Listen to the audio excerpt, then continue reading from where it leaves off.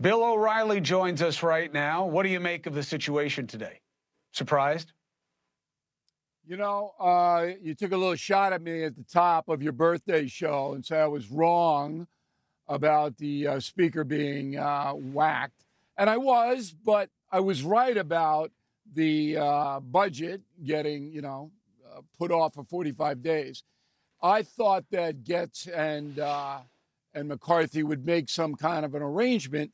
And the reason I thought that was because this is a huge victory for the Democratic Party tonight.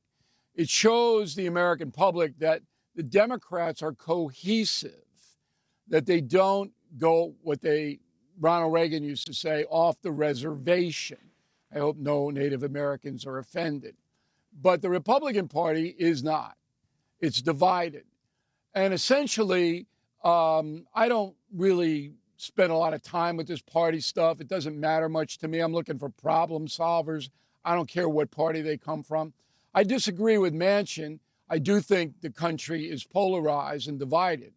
There's a lot of anger on the right and the left. They want to hold on to the gains that they've made. So that tension is there.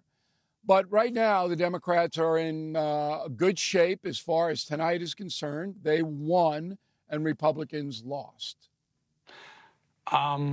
You can't expect either of these guys in a binary game to help the other side. Certainly the Republicans would have done the same thing if the shoe was on the other foot. Pelosi's just better in control of her caucus. She has her rogue elements. She had the same exact number, actually, that McCarthy has, and she has fringe folk on the outside of her caucus as well. I actually agree with everything Manchin said. He didn't say there's no division, that there's no anger. He says the American people are not as divided as the people in power want us to believe, and I agree with that, because they are the ones fomenting the division for their own benefit. I don't disagree with that, but the American people are divided. I mean, I know that. But I don't think it's as bad as it is in D.C. That's my point. I mean, all right, San Francisco, Casper, Wyoming, okay? Okay, so what happens now is 13 months before we vote for president.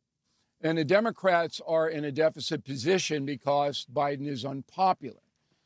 But Trump is Trump, and nobody knows what's going to happen from hour to hour with him. However, if the election were held tomorrow, I believe Trump would beat Biden. Not by a lot, but he would. Because remember, Biden is running against the grocery store, the gas station, the insurance premiums. That's really who he's running against. For the folks, not for the ideologues. I mean, you know that most people didn't watch this show today, even though it was historic in Washington. Most people are watching The Bachelor or to see if Taylor Swift shows up at another football game. They're not engaged in party politics. They are engaged in trying to feed their families. And on that front, the Republicans have a huge advantage.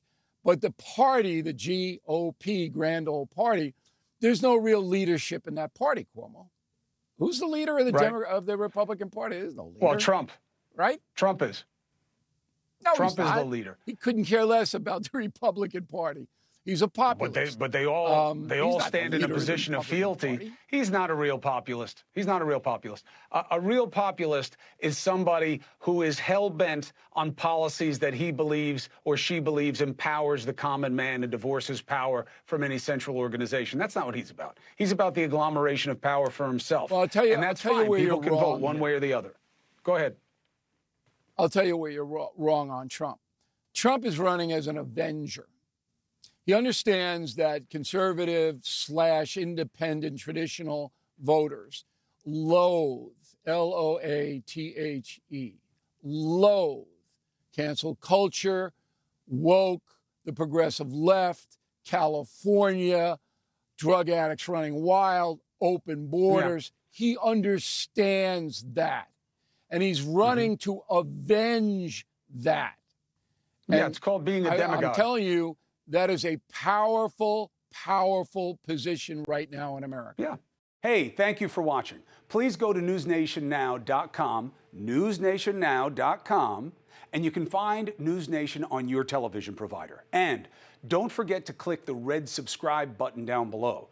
Then you will get more of NewsNation's fact-driven coverage.